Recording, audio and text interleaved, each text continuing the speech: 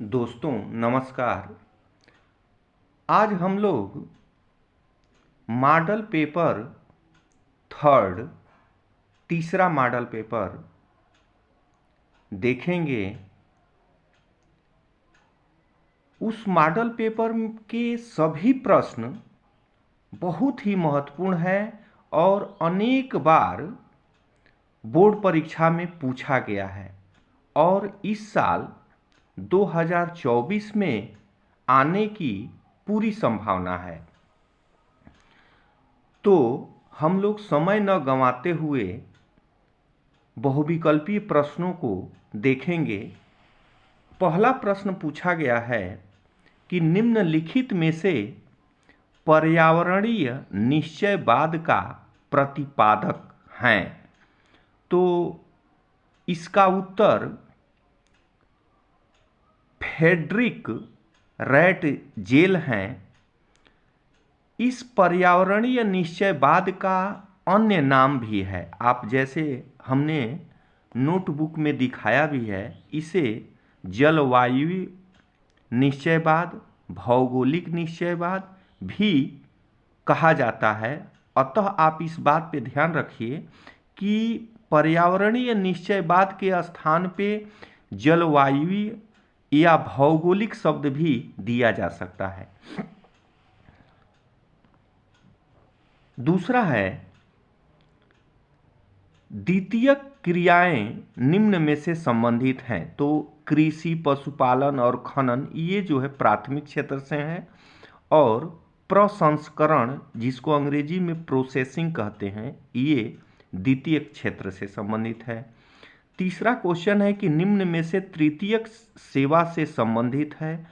तो आप देख रहे हैं पशुपालन, कृषि, खनन ये प्राथमिक क्षेत्र से है, लेकिन एक है संचार, यह जो है तृतीयक सेवा से संबंधित है। अब हम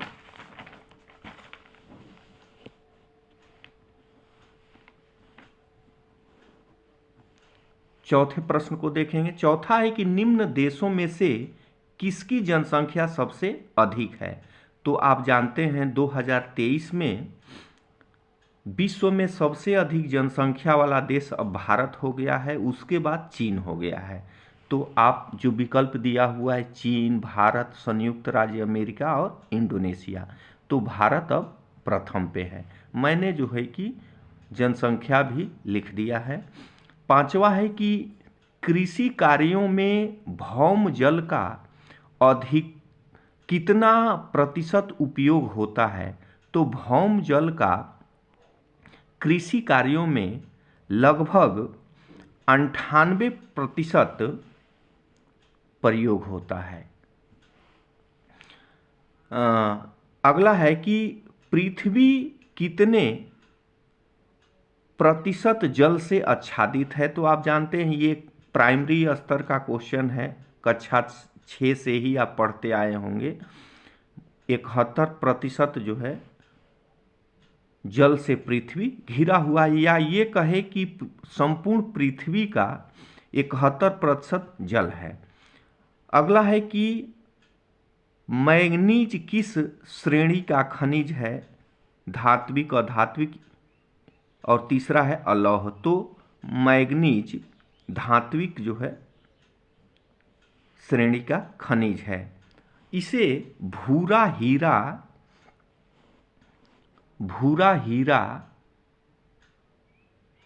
भी कहा जाता है और सबसे अधिक उत्पादन मैग्नीज का उड़ीसा राज्य में होती है।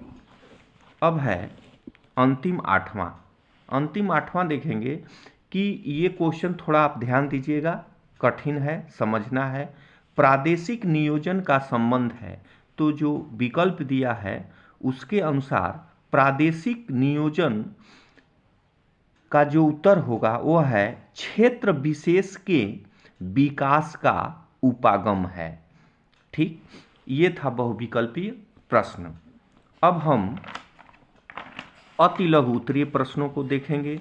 अति लघु उत्तरीय प्रश्नों में जो 9वां प्रश्न है वह है प्रकृति का मानवीकरण का अर्थ बताइए या क्या होता है। यह है अब इसका अर्थ या तात्पर्य आशय हमने लिखा है, पढ़ करके आपको एक बार समझाने का प्रयास कर रहे हैं। प्रकृति का मानवीकरण उस प्रक्रिया को कहा जाता है जिसके द्वारा मनुष्य अपनी आवश्यकताओं और इच्छाओं को पूर्ण करने के लिए प्राकृतिक वातावरण को परिवर्तित करने की क्षमता या संभावना रखता है, उसे ही प्रकृति का मानवीकरण कहा जाता है। 10वां प्रश्न पूछा गया है कि मानव संसाधन का अर्थ बताइए। तो मानव संसाधन का क्या अर्थ है? मानव संसाधन एक अवधारणा है जो जनसंख्या को अर्थव्यवस्था के विकास के लिए मानव को अपने दायित्वों से अधिक परिसंपत्ति के रूप में देखती है। किसी देश में शिक्षा, प्रशिक्षण और चिकित्सा सेवाओं में निवेश के परिणाम स्वरूप जनसंख्या मानव संसाधन में बदल जाती है। इस प्रकार मानव संसाधन उत्पादन में प्रयोग हो सकने वाली एक पूंजी है। अब हम 11वें प्रश्न को देखेंगे। 11वां प्रश्न क्या है? पूछा है 11वां प्रश्न कि तृतीय क्रियाकलाप का आशय बताइए। आप जानते हैं तृतीय क्रियाकलाप को सेवा का क्षेत्र भी कहा जाता है। देखिए इसका क्या अर्थ है, बहुत ही इजी अर्थ है, इसका सामान्य अर्थ है। प्राथमिक क्षेत्र को सामान्यतः कृषि क्षेत्र भी कहा जाता है। द्वितीय क्षेत्र इसे औद्योगिक या विनिर्माण क्षेत्र भी कहा जाता है। तो प्राथमिक और द्वितीय क्षेत्र में उत्पादित वस्तुओं को बाजार एवं उपभोक्ता तक पहुंचाने की आर्थिक प्रक्रिया को तृतीय क्रियाकलाप कहा जाता है। इसे सेवा क्षेत्र के नाम से भी जाना जाता है क्योंकि इस क्षेत्र में एक मानव द्वारा या मानव समूहों द्वारा दूसरे मानव की सेवा की जाती है, जैसे डॉक्टर, वकील, अध्यापक, बैंकिंग, परिवहन, संचार, नर्स, डिलीवरी बॉय इत्यादि इसका उदाहरण है। अब हम 12वें क्वेश्चन को देखेंगे। 12वां क्वेश्चन है कि भारत में ग्रामीण बस्तियों के प्रकार को पूछा गया है। तो भारत में जो ग्रामीण बस्तियां हैं वो 4 प्रकार की हैं। पहला है गुच्छित, इसी को कई नामों से जाना, गुच्छित, संकुलित अथवा आकेंद्रित। इसे सघन या सामूहिक बस्ती भी कहते हैं। इसका हमने एक मार्का बनाया है, देखिए इसमें क्या होता है कि एक बड़ा सा गांव होता है और वह गांव जो है घना बसा होता है। उनमें जो है आपस में एक दूसरे के बहुत नज़दीक घर बने होते हैं और गलियां एक दूसरे को जोड़ती हैं। दूसरा है अर्ध गुच्छित अथवा विखंडित। यह जो है कि एक ही गांव में छोटे छोटे पुरवा या टोले मिल होते हैं जो दूर दूर बसे होते हैं।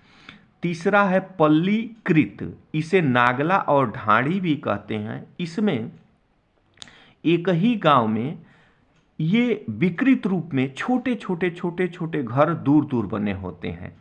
चौथा है परिक्षिप्त अथवा एकाकी, ये एक ही गांव होते हैं लेकिन जो है बहुत दूर दूर, जैसे पहाड़ी क्षेत्रों में या मरुस्थलीय जो है क्षेत्रों में इस तरह के गांव या बस्ती दिखाई देते हैं। अब हम 13वां क्वेश्चन देखेंगे। 13वां क्वेश्चन है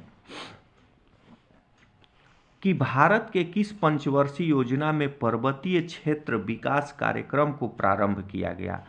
तो इसका उत्तर है पांचवी पंचवर्षीय योजना का समय हमने लिख दिया है कि 1974 से 1978 के बीच था और इसी में गरीबी हटाओ का नारा दिया गया। आप जानते हैं, एक आपको महत्वपूर्ण बात बता दें, 2017 में पंचवर्षीय योजनाओं को बंद कर दिया गया है, जो अंतिम लास्ट पंचवर्षीय योजना था और वह क्रम में 12वां था। अब सभी जो है पंचवर्षीय योजनाएं समाप्त कर दी गई हैं और उसका समय क्या है 2017 के बाद अब कोई पंचवर्षीय योजना लागू नहीं है। अब अगला क्वेश्चन है 14वां है कि जल संभर प्रबंधन का अर्थ बताइए। इस प्रश्न का जरा ध्यान से जो है सुनिएगा और समझने का प्रयास कीजिएगा। जल संभर या द्रोणी उस भौगोलिक प्रक्रिया को कहा जाता है जिसमें वर्षा जल एवं बहने वाले जल को एक जगह एकत्रित किया जाता है और जब उस जल का कुशल या वैज्ञानिक सदुपयोग किया जाता है तब उसे जल संभर प्रबंधन कहा जाता है। 15वां क्वेश्चन है भारत के 2 अभ्रक उत्पादक राज्यों के नाम लिखिए। तो आप जान लीजिए, इस प्रश्न का समझने का प्रयास कीजिएगा कि भारत के 2 अभ्रक उत्पादक राज्यों को, भारत के झारखंड राज्य में सबसे अधिक जो है अभ्रक का भंडार है, लेकिन यहाँ पूछा गया है कि उत्पादक राज्यों, तो सबसे अधिक उत्पादन जो है आंध्र प्रदेश में प्रथम स्थान है और राजस्थान का द्वितीय स्थान है। अगला प्रश्न है भारत में रेल परिवहन के लाभ बताइए।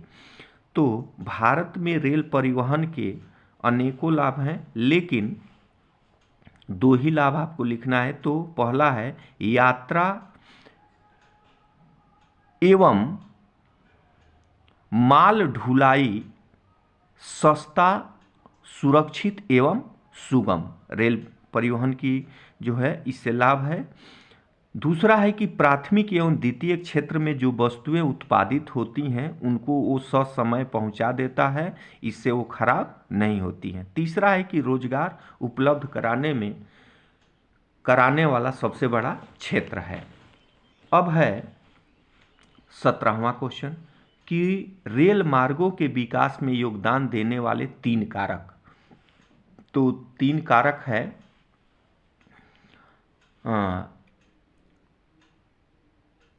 उद्योगों का विकास एवं जिन क्षेत्रों में उद्योगों का विकास होगा वहीं पे जो है रेल का भी विकास होगा। तो उद्योगों का विकास एवं माल वस्तु ढुलाई।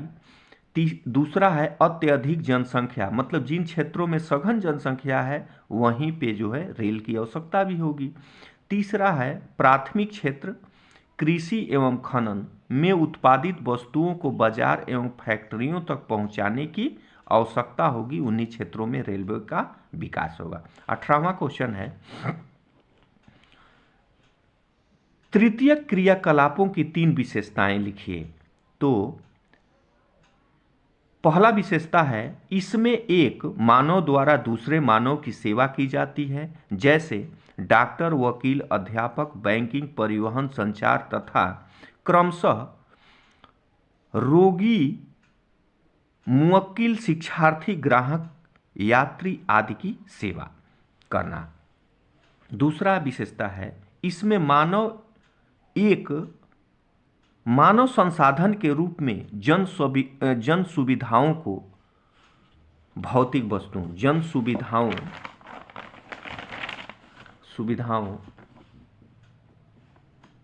मानव उपभोक्ता तक पहुंचाने का कार्य करता है।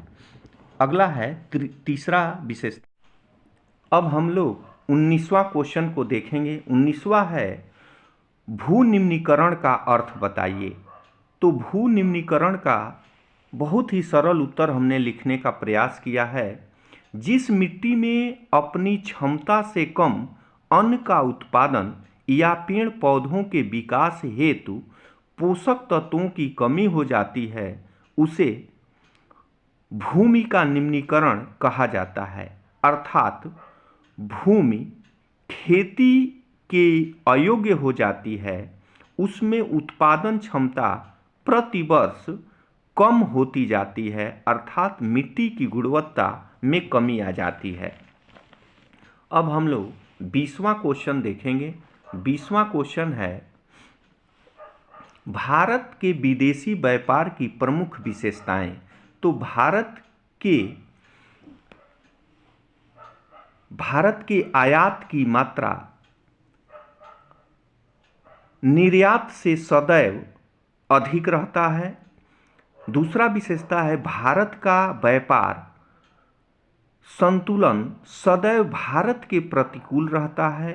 तीसरा है भारत का विदेशी व्यापार विकसित देशों के समझौते के अनुसार होता है, अर्थात दूसरे देशों के शर्तों को मानते हुए करना पड़ता है। चौथा विशेषता है भारत महंगे वस्तुओं जैसे पेट्रोलियम पदार्थ, नई तकनीकी, चिकित्सा उपकरण, दवाएं इत्यादि आयात करता है, जबकि यहाँ से मतलब अपने देश से प्राथमिक क्षेत्र में उत्पादित वस्तुओं को ही अधिकतर निर्यात करता है, जैसे स्वर्ण आभूषण, चमड़ा, मांस, सूती वस्त्र इत्यादि।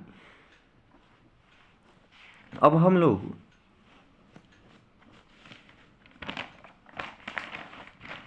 इक्कीसवां क्वेश्चन को देखेंगे। 21वां क्वेश्चन क्या पूछा गया है कि भारत की 3 प्रमुख खनिज पेटियों का वर्णन कीजिए। तो भारत की जो 3 प्रमुख खनिज पेटियां हैं, पहला है उत्तरी पूर्वी पठारी क्षेत्र। इस क्षेत्र में जो राज्य आते हैं वो पश्चिम बंगाल, ओडिशा, छत्तीसगढ़ तथा झारखंड में यह फैला हुआ है। इसी क्षेत्र में छोटा नागपुर का पठार, ओडिशा का पठार और छत्तीसगढ़ का पठार आता है। इसमें लौह अयस्क, मैग्नीज और अभ्रक बॉक्साइट के विशाल भंडार पाए जाते हैं। दूसरा है दक्षिणी पश्चिमी पठार क्षेत्र। इसमें कर्नाटक, तमिलनाडु, गोवा राज्य आते हैं। इसी क्षेत्र में कुद्रेमुख की खान, मैग्नीज, बॉक्साइट तथा चूना पत्थर के विशाल भंडार हैं। तीसरा है उत्तर पश्चिम खनिज क्षेत्र। इसमें राजस्थान और गुजरात राज्य आते हैं। यहाँ पर तांबा, जिंक, ग्रेनाइट, संगमरमर और जिप्सम के विशाल भंडार सुरक्षित हैं। अब हम 22वां क्वेश्चन को देखेंगे। 22वां क्वेश्चन क्या पूछा गया है, इस पे भी ध्यान दीजिएगा। सतत पोषणीय विकास का अर्थ बताइए। तो सतत पोषणीय विकास का क्या अर्थ होता है? सतत पोषणीय विकास का तात्पर्य है प्राकृतिक संसाधनों का विवेकपूर्ण उपयोग किया जाए या प्राकृतिक संसाधनों का इस प्रकार से उपयोग किया जाए या विवेकपूर्ण उपयोग किया जाए जिससे पर्यावरण का कम से कम नुकसान हो और विकास हेतु जो लाभ वर्तमान मानव को मिल रहा है वह लाभ आने वाली पीढ़ी को भी मिल सके, अर्थात प्राकृतिक संतुलन बना रहे और मानव का विकास पीढ़ी दर पीढ़ी होता रहे। ये था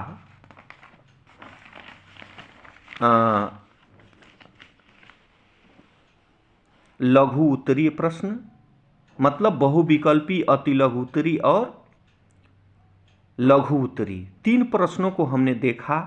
यदि इन तीनों प्रश्नों को आपने समझा हो, अच्छा लगा हो और आपके काम आए, आप यह क्वेश्चन बैंक से अधिक हमने शार्ट में और सटीक उत्तर देने का प्रयास किया है। इस बात को यदि आप समझे हों तो लाइक कीजिएगा और कमेंट बॉक्स में ज़रूर लिखिएगा कि उत्तर हमने कैसे लिखा है, आपने क्या समझा है। इसके बाद हम आपको विस्तृत उत्तरीय प्रश्नों को और मानचित्र से संबंधित 2 प्रश्नों का अगले वीडियो में समझाने और बताने का प्रयास करेंगे। धन्यवाद।